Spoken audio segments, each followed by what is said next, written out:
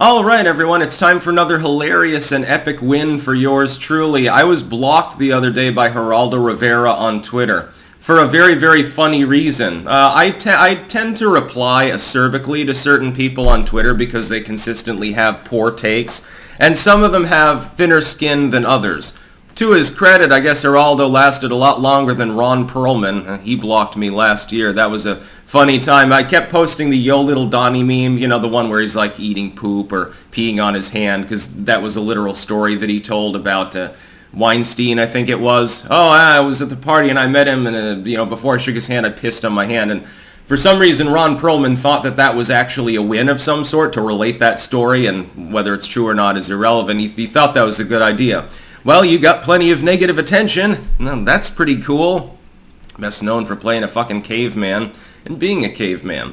Now Geraldo Rivera, he finally snapped. Now, why did he snap? I've brought up the Al Capone vault incident on his Twitter a lot, and people have said that he blocks others sometimes for even mentioning Al Capone, because he feels really bad. I mean, think about it this way.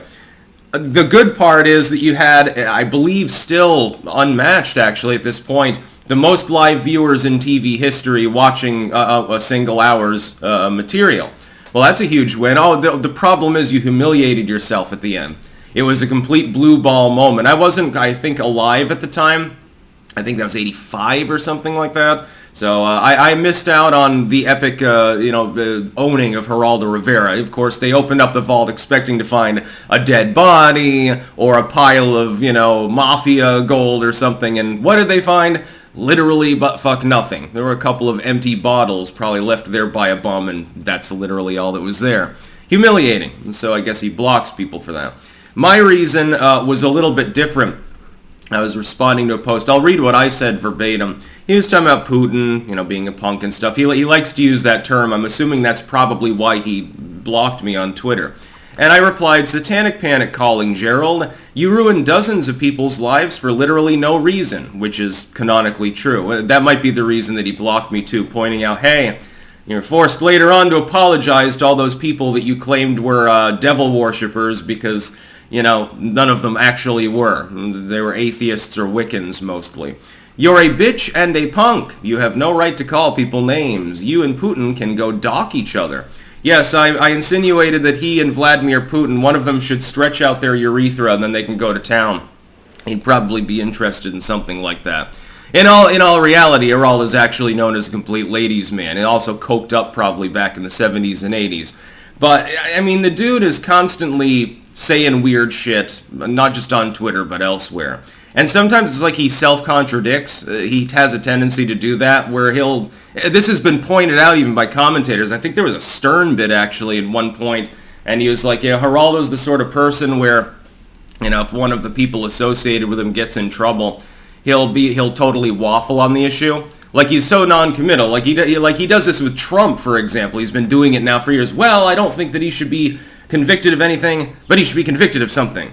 I think that he's a loser, but at the same time, you can't deny that he's one of the winningest people in modern political history, and stuff like that. So he goes back and forth, and it's like, what are you saying, dude? Basically, you're just throwing everything at the dartboard and hoping that one of the darts sticks in. You don't even care what part of the dartboard it hits. It's really a scattershot sort of effort by him. He also likes to put out topless pictures of himself. People noted the similarity to Anthony Weiner that one time. Geraldo wearing nothing more than a towel sitting in his lap, and he was already in his 70s, I think, at the time. So it's like, who are you trying to impress, dude?